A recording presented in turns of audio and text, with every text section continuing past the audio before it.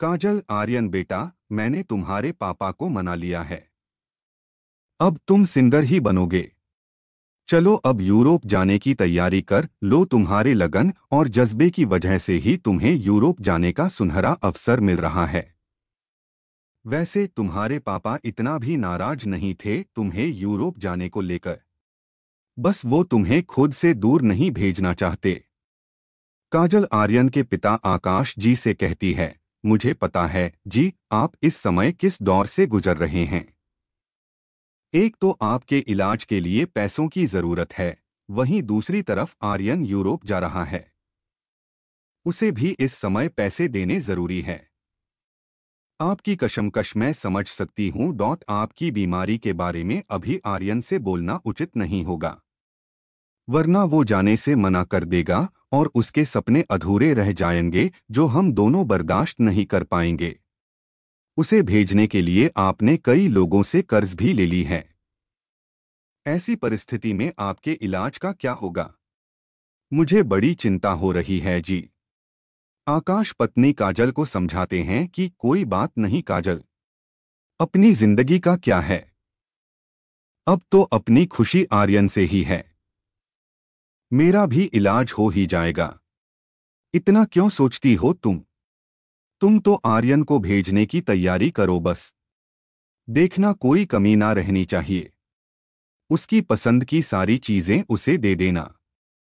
आर्यन के यूरोप चले जाने से काजल और आकाश बिल्कुल अकेले पड़ जाते हैं। अब तो उन्हें प्रतिदिन इंतजार रहता आर्यन के कॉल का। काजल और आकाश फोन पर घंटों बातें करते आर्यन से। आर्यन काजल और आकाश जी के साथ दोस्त की तरह रहता था। छोटी से छोटी बातें भी वो काजल और आकाश जी को बताया करता है। यूरोप जाने के बाद भी उसके बर्ताव में कोई कमी नहीं दिखी। वो काजल और आकाश जी से बेहद प्यार करता था। आर्यन अपने सपने को लेकर बहुत उत्सुक था। उसे बस अब अपने सपने पूरे होने का इंतजार था। उसके सपने सिर्फ उसके अकेले के सपने नहीं थे, उसमें काजल और आकाश भी थे।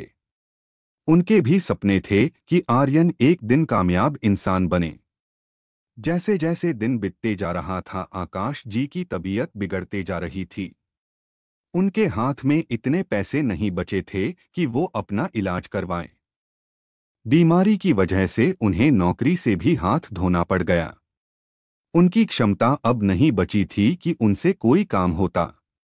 उधर आर्यन के सपने पूरे होने का समय भी करीब आ गया था।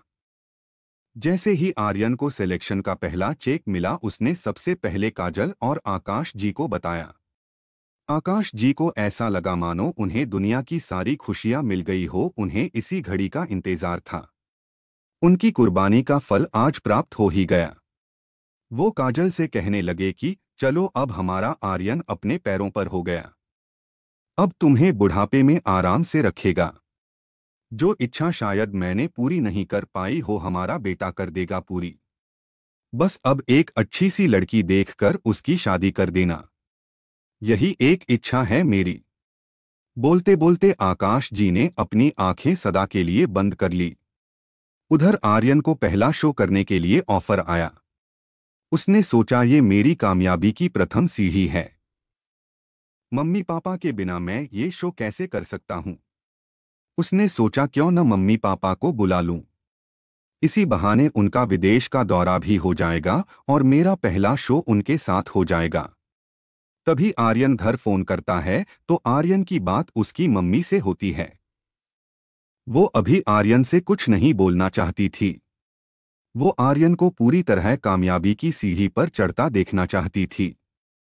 उन्हें मालूम था कि पिता की सूचना मिलते ही आर्यन सब कुछ छोड़कर घर आ जाएगा। इसीलिए वो आर्यन से कहती हैं कि बेटा मेरी तबीयत थोड़ी ठीक नहीं चल रही है।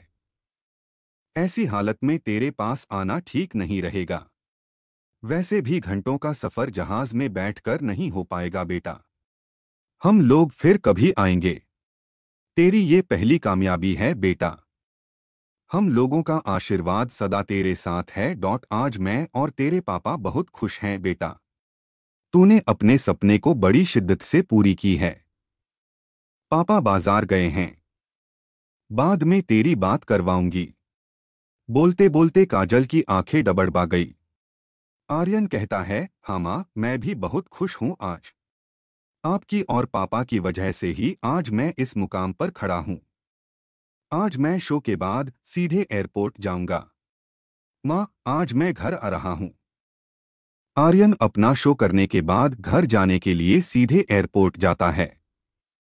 घर पहुंचते ही आर्यन को अपने पिता के बारे में पता चलता है तो वह स्तब्ध रह जाता है। वो माँ से कहता है, माँ, पापा हमारे बीच नहीं रहे और आपने मुझे बताया तक नहीं। यहाँ इतना कुछ हो गया। पापा इतने दिनों से बीमार चल रहे थे। उनकी नौकरी भी चली गई थी। ऐसी हालत में उन्होंने मेरे लिए इतने पैसों का इंतजाम कहाँ से किया होगा। मेरे सपने पूरे करने के लिए उन्होंने अपना इलाज तक नहीं करवाया। क्यों माँ, क्यों? आपने भी मुझे कुछ नहीं बताया। आर्यन जैसे अपने आप में ही ना हो। काजल आर्यन से कहती है कि बेटा, तुम्हारे पापा ने मना किया था मुझे तुझे कुछ नहीं बताने के लिए, वरना तू सब कुछ छोड़ कर आ जाता।